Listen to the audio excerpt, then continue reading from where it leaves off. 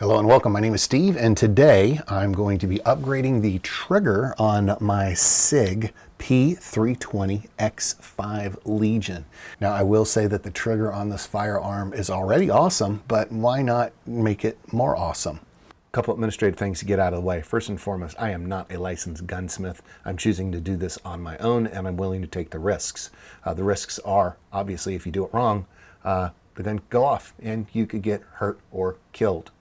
The other thing that you need to know is it says right in the SIG manual that if you take your gun down beyond the scope of the manual, you will void your warranty. So two important factors to consider before you go and try doing this.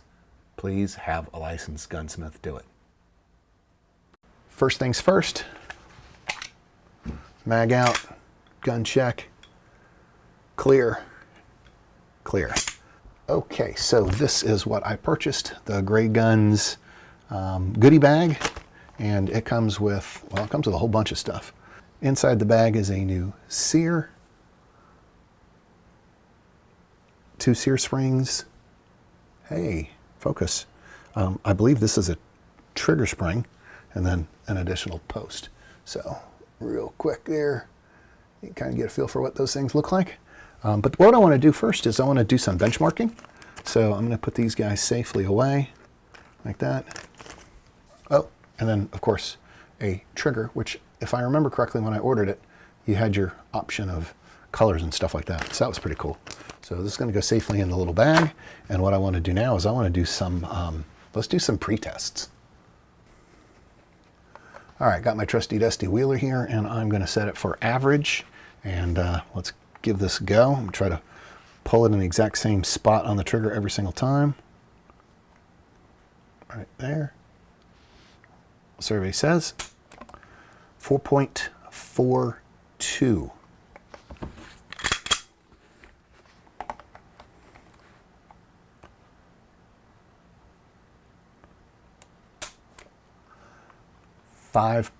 .2.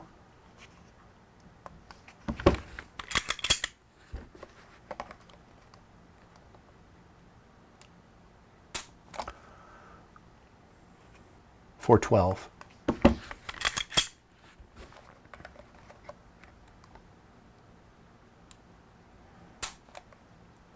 412 again.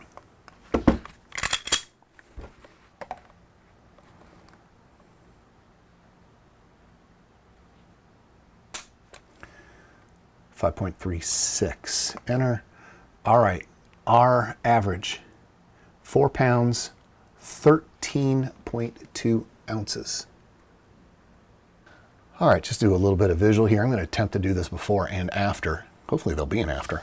But let me grab this guy right here, and I don't know. This is very non-scientific. Here's how far the take-up is. Very unscientific.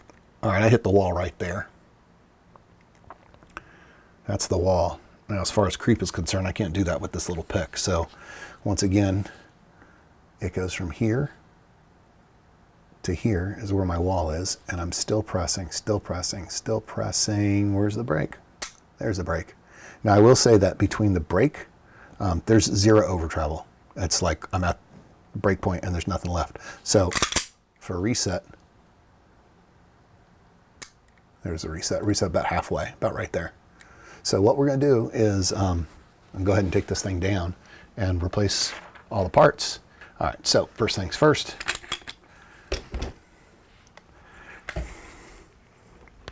That guy can be challenging, but there he is. And we'll get the slide off and put him aside. And we're only going to be working with the lower portion here, mainly with the firing control unit, FCU. But we got to get this guy off first. And in order to do that, I got a thingy thing here, and a ka-chow, and a ka-chow. Those are the scientific terms, ka-chow and ka-chow. I highly do recommend a punch kit. All right, so let's get this guy out the rest of the way. Get him out. Let's get this guy out and put him aside. And now firing control unit should be able to come straight out. Try to do it without putting, oh, I said straight out, but it could be a little, challenging. There we go. There's that. And then that, and then out the back, and then we'll take this guy and put him aside. And this is where everything from this point forward is going to take place. All right, so this is where we're at. Okay, so from everything that I've seen and read online, the first thing to go is this trigger bar and the trigger bar spring. And they say to lift it, I'll flip it over. See how it's, this guy right here? See how he's tucked underneath this black thing right here? I think that's a sear housing. I'm not sure what that's called, but it's this bar right here. All right, and they say the trick is to pull it out, so away, and then pull it back like that. Whoopsie, like that. And now it should be easy to just lift here. The trigger should just fall out, according to what people say online. Well, that's totally out of the way now. So this should most definitely, there it is. He came out, and he's just connected by a spring now. So we'll get him off, and we'll get his spring off.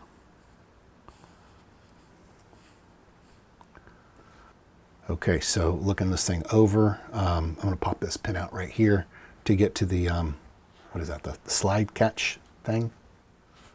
Go like this.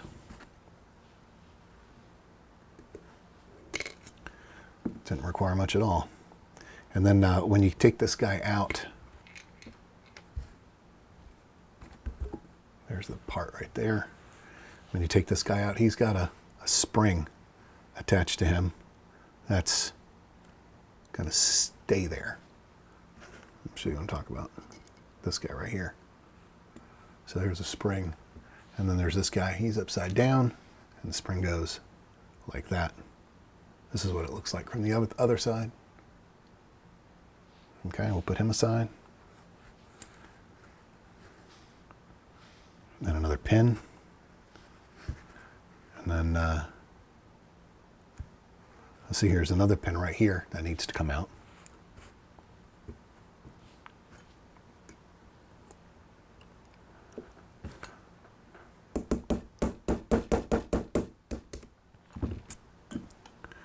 Now this guy won't come all the way out. If he does, then he does, but if he doesn't, that's okay too. If he doesn't come all the way out, that's okay. Don't worry about it, as long as he's out of the way of this takedown safety lever. Okay, so with this pin out of the way, we're going to go after this big black thing, which is the takedown safety lever. And I'm going to try to pull it back and away, get it out of this corner here. I got some good movement, but I don't have it doing what I needed to do.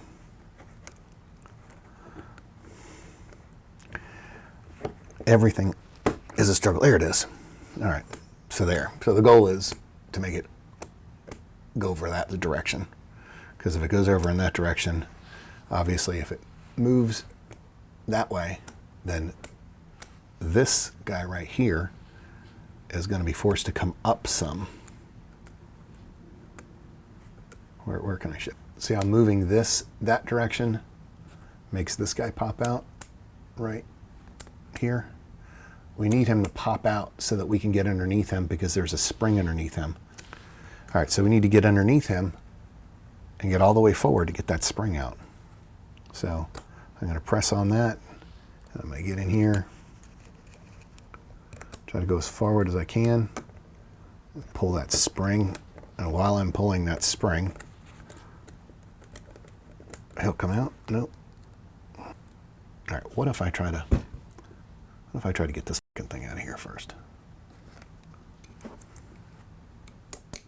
Let's get this pin out first and see if that helps our cause. Now, pull this.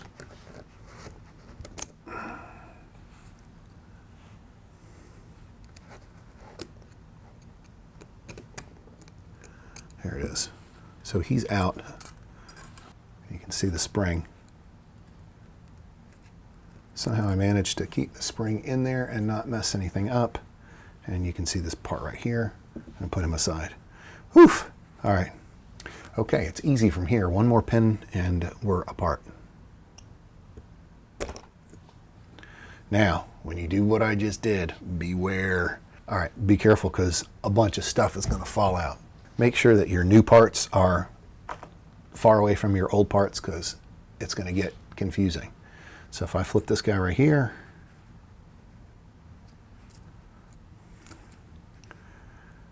a bunch of stuff comes out.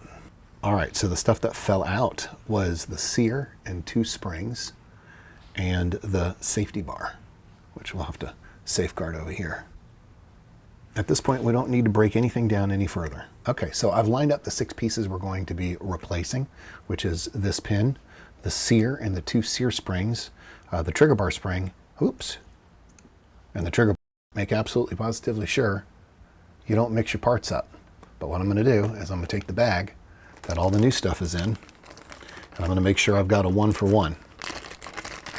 And the way I'm going to be able to tell them apart is because my new trigger is pretty obviously different from my old trigger.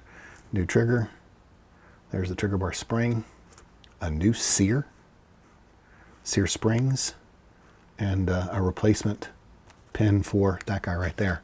So now I'm going to put all this away so I don't get them confused. Boom, boom, boom, boom. All right, now I'm only working with new parts. Assembly is the exact opposite of disassembly. So what we're going to do is we're going to start with this guy right here. Move my parts out of the way. Let's take this safety lever and see him like that with a little arm sticking out like that. I'm going to make that arm facing forward on the gun. So his placement is effectively right here, right? That's where he's going to end up. But in order to get him there, we're going to have to lay this down, and I'm going to have to line him up with a hole. Whoopsie, not throw him across the room. But, so, get the pin started. Put this guy in there. This is a bit tricky. And just kind of go until it goes. There. Now, if you did it right, he won't fall out and he'll sit right here. Right? So that's how you know you did it right. Okay, next step is the sear. And we've got the sear right here. The sear's got 2 protuberances. Protuberances? Is that a word? I think so. 2 little things that stick out. One right here and one right there. And that's the posts for where the springs are going to hang onto. And the proper way to do this is to get some grease so they stick. My grease is in the garage, so I'm going to be lazy. And I'm probably going to eat these words. But they are. Now they're standing. They're stuck. You can see how they go. And then there's a cavity here. And a cavity here. And that's where the springs go. Put them in there. Let's see if that worked. That may have worked. Now, there's a sear pin. Right here. Right there. So try to line it up right and push the pin through. All right, so now my safety is right here. And here's the sear right here, and I can test by pressing, make sure the springs are good. And it's returning. That's good. That part's back together again. Okay, so next is the takedown safety lever, which is this guy right here. And if you remember, he was the one that went in the thing with the spring, so I'm gonna have to move that spring again. And let's tuck this underneath like so. And let's give this a shot. I'm going to move all this stuff over, get the pin out of the way, put you down in there, get a click, go like that, and then how do you get it back where she belongs? We're close. There it is. Just a little bit of a little gusto. And then we're going to take this pin. I had to pull. You got to pull it back some so that the pin lines up again. That's going to be fun. Like that. Pull. Maybe you can get that pin, yeah, at least through it. And now it's going to be easy. Get the pin through the other side. Come on, boy. There it is. Get the pin through the other side. It is still not there. There it is. All right, that guy's in. That guy's in. Who's next? Okie dokie. All right, so next I'm going to do this guy right here. And well, that spring's going to fall if I flip him upside down like this. Well, let's see. Will it fall? It didn't fall. Well, it kind of worked better than I thought it was going to work. And then we're going to insert the pin.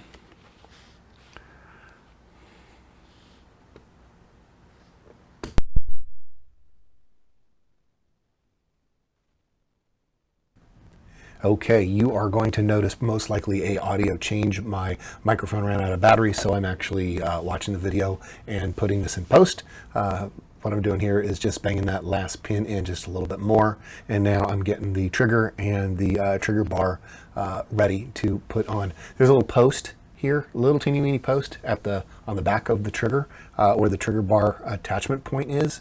So what I'm trying to do right now is wrestle with it and determine the best way to get these two pieces incorporated back into the FCU. I fought with it for a while and then decided, okay, let's get the trigger in there. And then let's go ahead and try to get that trigger bar attachment in there as well.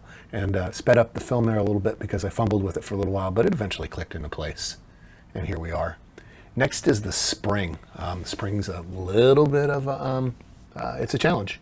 But essentially what you're going to want to do is, see where I've got the pick here? You're going to want to take the loop part of the spring, the one that kind of loops around 180 degrees, and you're going to want to go ahead and insert that loop into the little hole on the back end of that, well, you'll see here in just a second, and put it in that way, so inside out, if you will. And then once you get that, the other part's a little bit easier. Just waiting for this to happen here. So what you're going to want to do is flip it back over. And like I said, I'm watching this in post right now, so I'm just kind of going along with the video. So I've secured it. Now I'm going to grab some needle nose pliers, and I'm going to bend it and get it in the little hole there in the trigger bar. And there it is, and it just kind of worked. So now the sucker's done. It is all back together again. So what I'm going to do is I'm going to do some functionality tests. I want to make sure that that spring is working correctly. You can see the trigger is moving the trigger bar, and you can see that little all the mechanisms are moving the way they should be. You can see the safety arm.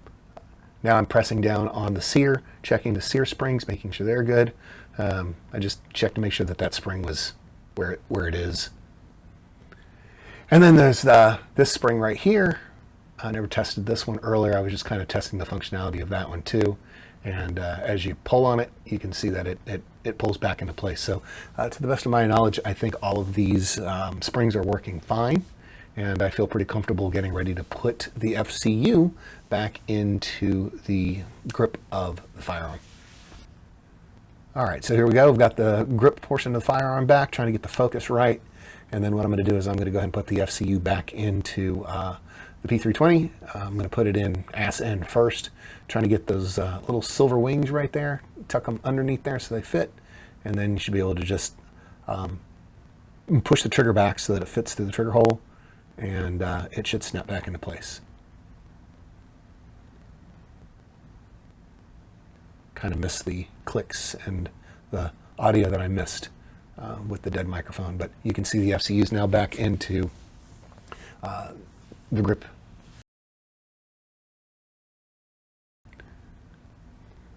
All right, after a little bit of fight with the takedown lever, I got the takedown lever in, and now I'm ready to put the slide back on.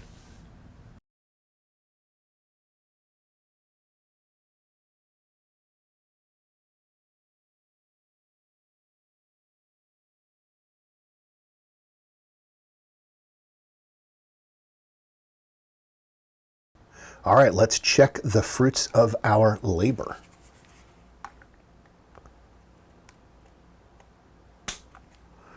.28 ounces. Do this 5 times. 3.46.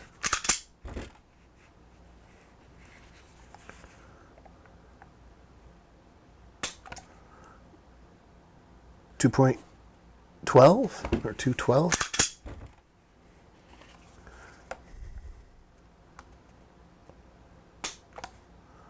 2 pounds, 13.4 ounces. I think I've been calling them out wrong. And that was 3. 2 pounds, 13.4 ounces. Whoopsie. 3 pounds, 1.7 ounces. Enter. And that's 5. Okay, so we are a tick over 3 pounds at 3.05. Okay, so I think I did this earlier in the video. Very unscientific methodology for which to measure take up. It's pretty immediate. Pretty immediate before I hit that wall. All right. Now from the wall, right there, how much creep do we have before break? It's definitely less than it was. It's hard to measure doing it unscientifically. And let's go ahead and look at the reset. It's much better is really what the bottom line is. All right, so a much lighter trigger, less take up. I think creep is around the same, but definitely a noticeable difference. So I am excited about this trigger upgrade. If for anything, the gold trigger looks cool.